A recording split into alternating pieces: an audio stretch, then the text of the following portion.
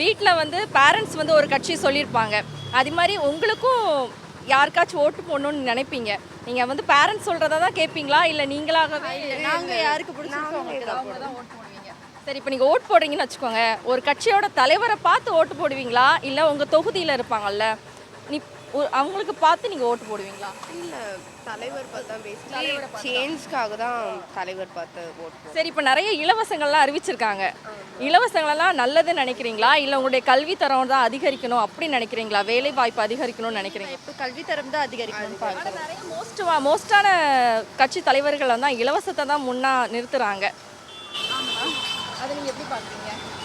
அது வந்து அவங்க ஃப்ரீயாக கொடுத்து எல்லாரையும் வாங்க பார்க்குறாங்க. பேசிக்கலி ஓட் நிறைய வரும்னு சொல்லிட்டு அவங்களோட நாலேஜ் மேபி அப்படி இருக்கலாம். ஆனால் வந்து கல்வி இது அதிகரிக்கணும் தான். இப்போ வந்திருக்க தலைவர்களில் யாரெல்லாம் உங்களுக்கு மாற்றத்தை ஏற்படுத்துவாங்கன்னு நீங்கள் நினைக்கிறீங்க? TVK, definitely TVK. TVK. We'll give a chance to him. We'll see what he's doing.